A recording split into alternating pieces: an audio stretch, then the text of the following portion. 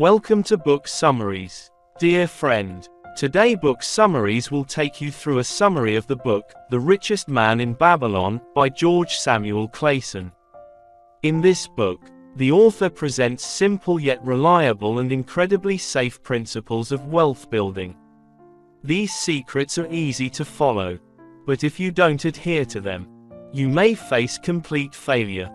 The book's content includes various parables containing valuable lessons and practical experiences that have stood the test of time up to this day. Let's join Book Summaries to explore this book and discover the most effective path to wealth and success in life.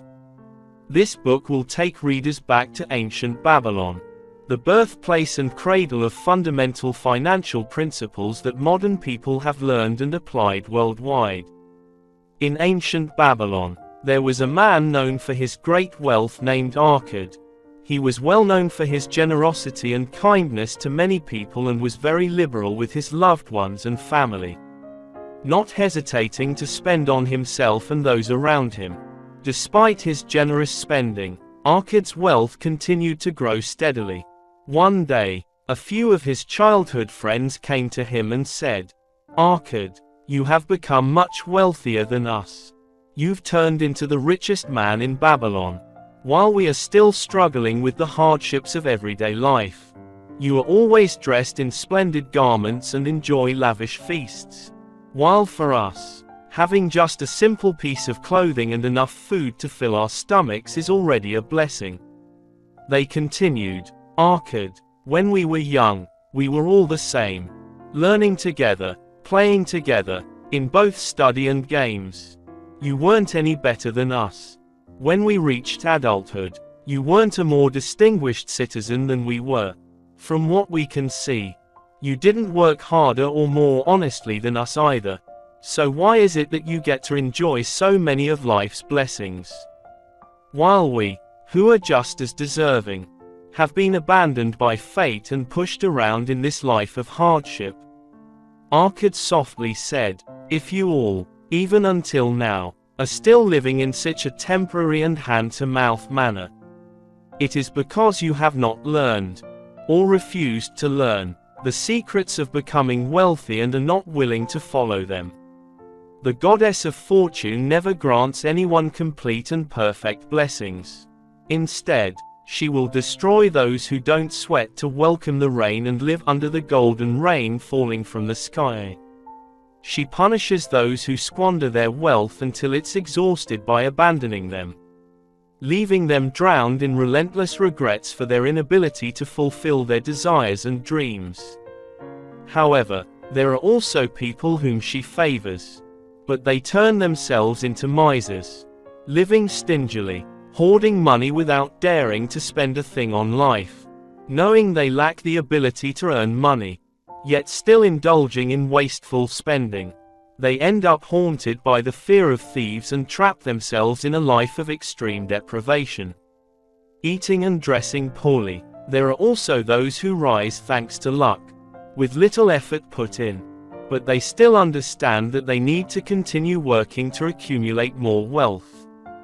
As a result, even though they may spend more than others, they still lead a prosperous and abundant life, earning the respect of those around them. But such people are very few, often heard of, but rarely seen in person. Suppose suddenly you inherit a large fortune. Would you be able to achieve that? Would you continue to work when your life is already comfortable with such vast wealth? I admit that I know a few people who inherited wealth from their parents, but rarely does anyone succeed that way. Arkad's friends all spoke in unison. "Please, share with us the way to become wealthy." Arkad continued, "When I was young, I observed the life around me and concluded that wealth brings happiness and satisfaction, and that being wealthy solidifies these qualities. Money is power. It can solve many problems. We can buy the most luxurious comforts to decorate our homes, sail out to sea for excursions, enjoy exotic delicacies from far-off lands, and adorn ourselves with gold, silver, and rare jewels. We could even build magnificent temples and equip the gods with everything they need. In short, we could do anything mentioned above and much more if we desired. After hearing and realizing all these things, I vowed to myself to build my fortune. I didn't want to stand by and watch others live in luxury while I envied them from afar. I didn't want to settle for wearing cheap clothes. I didn't want to accept a fate that dictated I would remain poor forever. On the contrary, I wanted to make myself a distinguished guest at banquets filled with exquisite dishes. But you know, if you're the son of a modest merchant, a member of a family with no hope of inheritance, and no expectation of a dowry or wealth, what can you do? I realized one thing: if I wanted to achieve my desires, I needed to be patient and put in the effort to learn every day. In terms of time, we all have the same amount, but you've let it slip away wastefully. You haven't used it properly to enrich yourself, and you can't deny that. Apart from your devout family, which you can rightfully take pride in, you have nothing else to show for yourselves. When it comes to learning, my wise teacher once taught me that there are two ways to become wealthy. One is to learn from others. The other is to discover the unknown by yourself. Have you forgotten that completely? Therefore, I decided to seek out the secrets of wealth. And when I discovered them, I chose to make them a reality and pursue them to the end. I took up a job as an apprentice at an engraving shop. And every day, I tirelessly carved letters onto clay tablets for hours on end. Week after week, month after month, I worked hard, but I barely earned anything.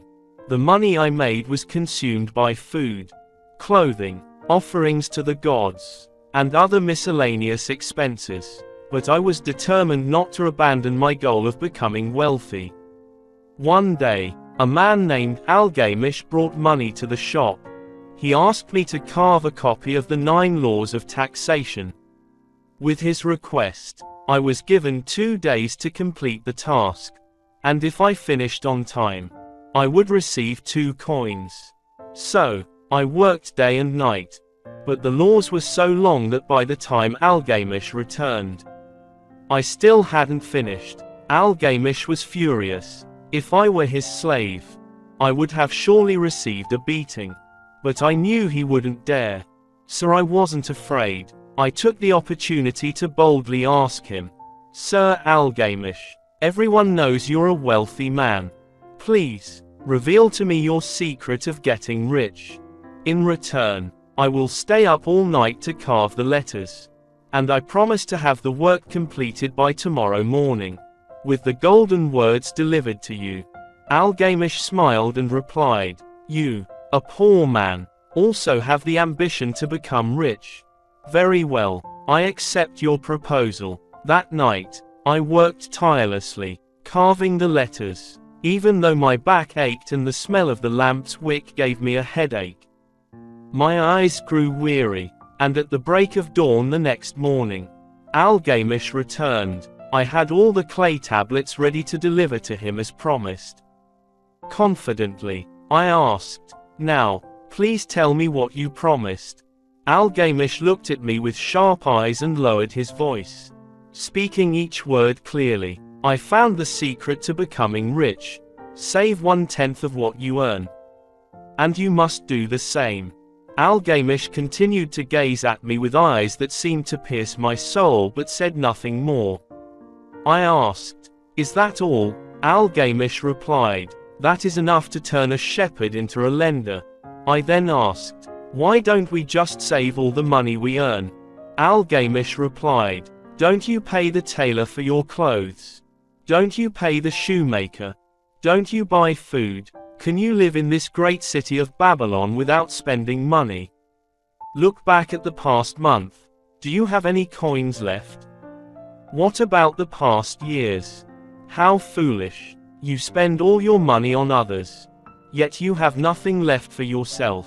Foolish boy, you work hard to earn money for others, So how are you any different from a slave who toils for his master just for a piece of clothing and a bowl of food? If you would save 1/10 of all you earn, think about how much money you'd have in 10 years. Being good with numbers, I quickly answered, almost as much as I make in a year. Algamish said, you're only half right. Each gold coin you save is like a slave working for you. And those gold coins will create more coins. Each coin will, in turn, give birth to more coins. If you want to be wealthy, you must make your money work for you and then make that money work even harder. Only then will you have the abundant life you desire. Save 1/10 of your income every day. No matter how little you earn, the amount you save should not be less than 1/10. Pay yourself first before paying the tailor, the shoemaker. Don't spend beyond what's left. Balance your budget so you never touch that 1/10. Yet still have enough to eat, dress, give to the poor, and honor the gods. Wealth is like a tree. It grows from a tiny seed. The first coin you save is that seed. The earlier you plant it, the sooner the tree grows. If you care for it, nurture it, and water it regularly, soon it will cast a shade under which you can stand with pride, knowing your hard work has paid off. The next lesson is this: if you want to learn about jewelry, go to a jeweler and ask. If you want to know about shepherding, find a shepherd. Advice is something you can get for free, but you have to be selective to receive the best advice. Who would ask a blind man for directions and then wonder why they got lost? You might lose twice the amount of money you've saved in a year. But that's not surprising when facing failures. Just pay the price and keep learning if you need to. After saying this, Algamish left. Sometime later, he returned and asked, "How have you been doing in this period?" I replied, "I've kept 1/10 of my earnings for myself. And then I gave that money to Ragar, a shield maker, to buy bronze. And he pays me interest every 4 months." Algamish gently asked, "Very good. And what did you do with the interest you earned?" "I organized a feast with honey, fine wine, and delicious cakes. I also treated myself to a red tunic. And I planned to buy a donkey to ride," I answered. Hearing this, Algamish burst into laughter. "You've thrown parties, shopped, and wasted the money that should have been saved and reinvested. How do you expect it to generate wealth for you? How can it multiply and grow to create a large fortune for you?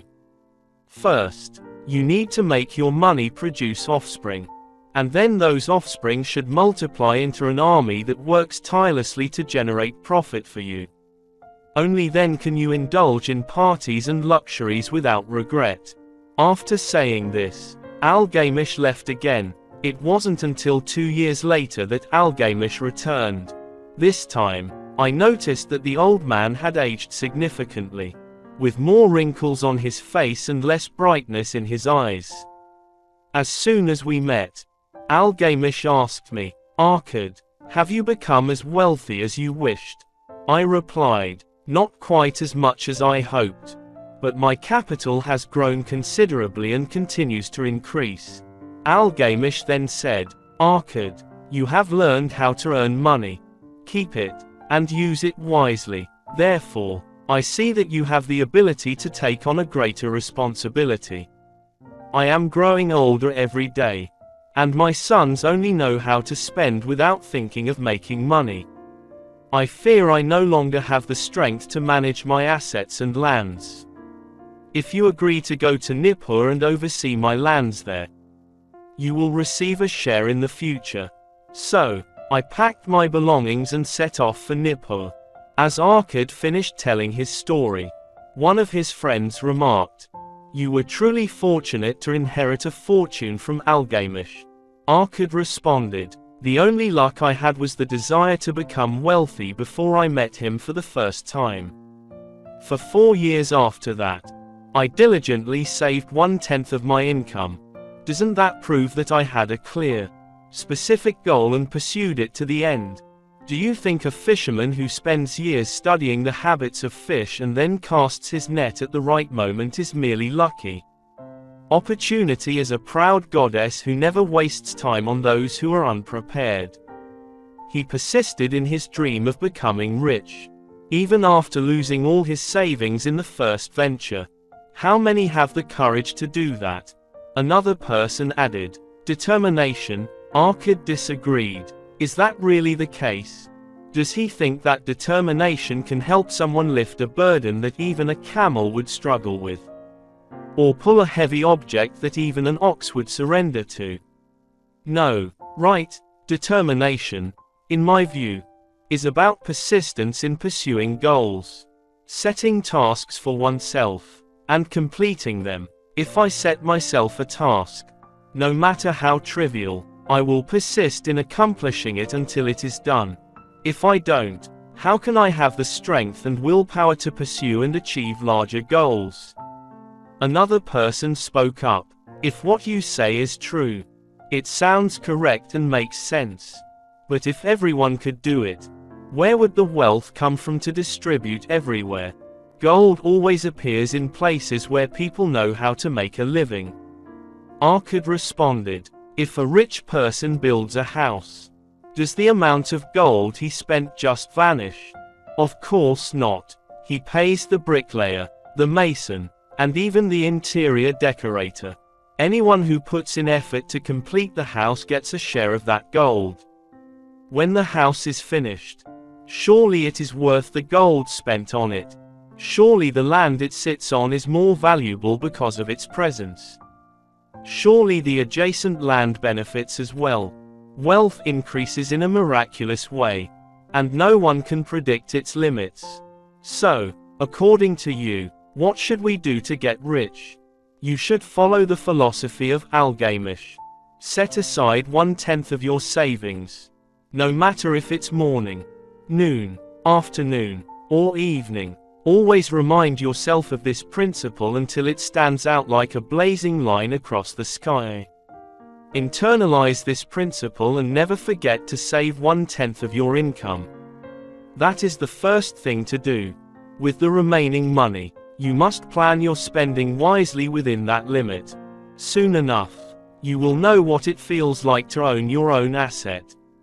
As that asset grows, you will strive harder, and your purpose in life will form from here. Next, seek advice from those who are good at managing money. They will help you avoid the mistakes I made when I entrusted all my savings to Asmer, the bricklayer, who offered low and safe profits rather than high returns with many risks. Enjoy life within your means. Do not overexert yourself or save to the point of being stingy. Once you have set aside 1/10 of your income, be satisfied and at peace with it. After that, you can spend the remaining money. But don't be excessively frugal to the point of not being able to eat or dress well. Because there are many things in life worth enjoying. And now, here are 7 ways to fill an empty pocket. Lesson 1. Fatten your wallet. The remedy for an empty wallet. You should do exactly as I suggested with that egg seller. This means that each time you receive 10 coins, you only spend 9 of them and keep 1 coin in your pocket. Over time, your wallet will fill up, and you will feel its weight in your hand. You will be happy and delighted because the ailment of your wallet has been cured. Don't say it's too simple or scoff at what I've said. A true truth never dresses itself in flashy garments. I stand before you by the King's command to guide you on how to get rich. And this is how I did it. I once had an empty wallet as my companion, and it always complained that my desires were never fulfilled.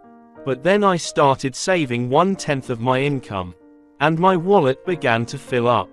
I assure you, your wallets will be the same. What do you desire most?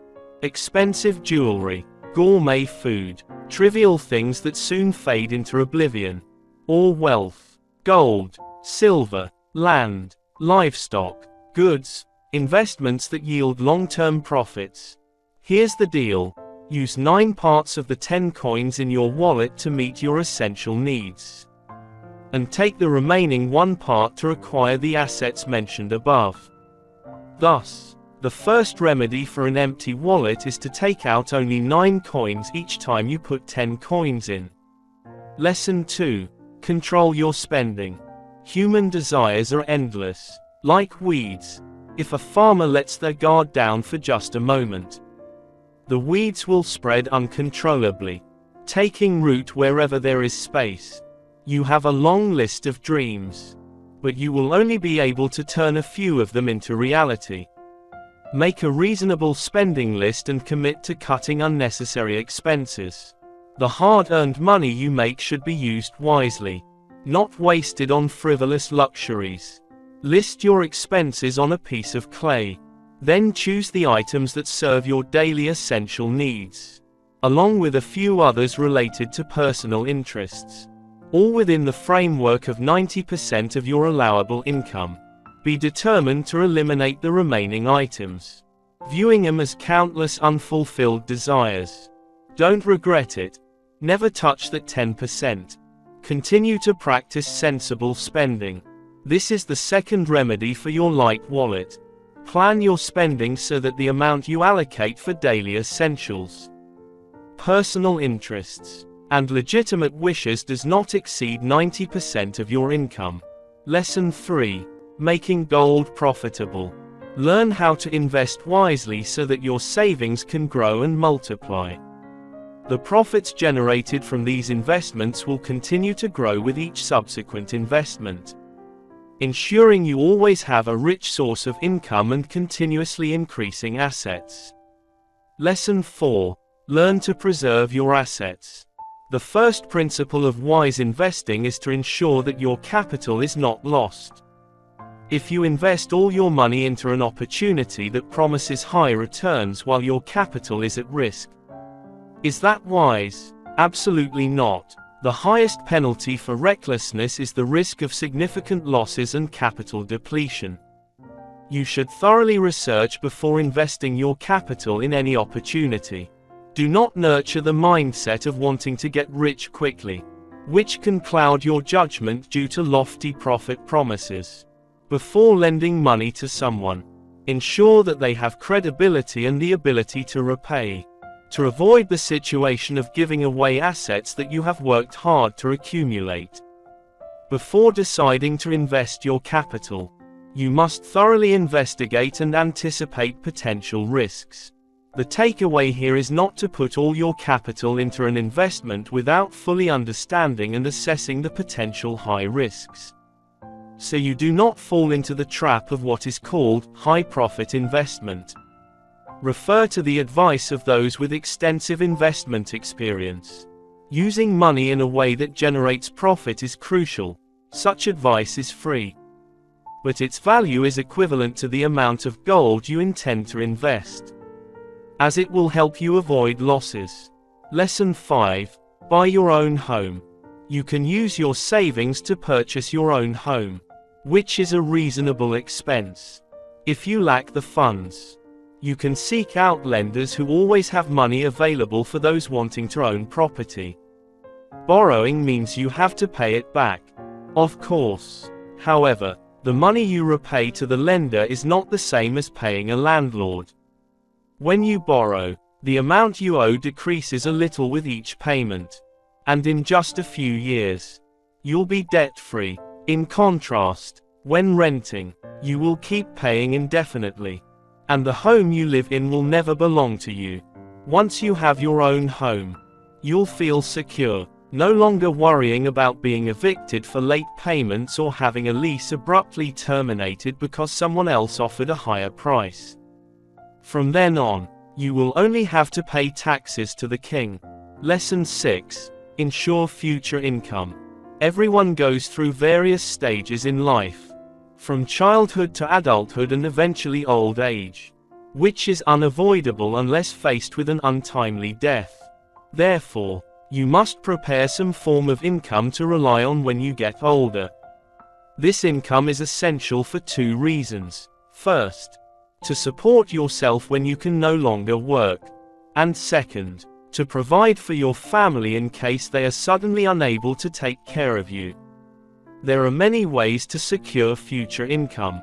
You might consider finding a discreet place to stash money and gold. But no matter how careful you are, it can easily become a target for thieves. Therefore, I believe you should avoid this approach. Buying a house or land is also a wise strategy. Such assets typically hold enduring value. And when the time comes, you can either rent them out or sell them.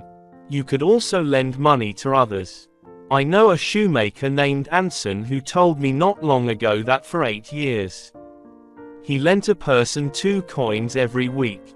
Recently, the borrower informed him that the total amount, including both principal and interest, had reached a staggering 1.040 coins, which made Anson jump for joy. Thus, I advise all of you here, while you are still young and able to work, to start saving and accumulating wealth to ensure a good life in the future. It would be a tragedy for someone who can no longer work or for a family that has lost its main breadwinner to have no money left in the house. Lesson 6 for empty pockets is to prepare a source of income for your future and for your family. Lesson 7. Enhance your earning ability. The prerequisite is that you must know how to wish. And those wishes must be strong and clear. Vague desires won't get you anywhere. For example, if you wish to be rich, that wish does not contain a clear purpose, making it difficult for you to turn that desire into reality. However, if you wish to have 5 gold coins, that's a different matter. It is a desire with a clear goal that you can use as motivation to make it a reality. By internalizing these principles, you will continue to achieve 10 coins, 20 coins, and then 100 gold coins. I believe nothing will be difficult anymore. Just like that, you will see yourself becoming wealthy. Learning how to achieve a small wish means you must study and work hard every day to enhance your ability to reach greater goals in the future. To accumulate wealth, you must follow this progression. Start with small amounts of money. Then move on to larger sums after learning how to earn money and honing your ability to earn as much as possible. Your desires should be simple and clear. If you take on too much, wish for too many things at once, or desire things beyond your means, it will be difficult to achieve the goals you have set. You should also continually strive to improve yourself to enhance your professional skills. In order to satisfy your customers as much as possible, you must continuously motivate yourself to move forward. Otherwise, you will fall behind. You need to do this to make life richer and more meaningful. If you do not want to be ashamed of yourself, adhere to the following principles. Be serious about repaying the debts you have incurred. Avoid purchasing things beyond your financial capacity. Take good care of your family. Create a will to fairly distribute your assets to your loved ones in accordance with ethical standards. And prepare for unforeseen circumstances. Show compassion for those who have been dealt a tough hand by fate, and help them rise within your means and capabilities. Thus, the 7th and final method for healing an empty wallet is to continually cultivate your professional skills. Diligently seek knowledge, and live in a way that leaves you feeling proud of yourself. By doing so, you will gain confidence in yourself to achieve your carefully considered desires. Next, there are 5 golden rules. Rule 1. Gold becomes increasingly abundant for those who are willing to set aside 1/10 of their earned money to accumulate for their own future as well as their families. Rule 2. Gold needs to work for wise owners who recognize its potential for profit. Rule 3. Gold is loyal to cautious investors who follow the advice of experienced individuals. Rule 4. Gold slips away from those who invest in areas they are not familiar with or do not receive approval from experienced individuals. Rule 5. Gold will elude those who use it to gain profit without practical thinking. Follow misleading advice, rely on their own inexperience, or pursue unrealistic dreams. There is a saying that goes, "Determination leads to success." At any age, one can grasp this truth to navigate through difficulties towards success. And this can continue for those wise enough to understand its magical power. Thank you for visiting Book Summaries to explore this wonderful book. As a reader, I never thought a summary could replace reading an entire book. And this particular book is no exception. There are many interesting insights shared in book summaries. See you again in the upcoming posts. Book Summaries. Wishing you success.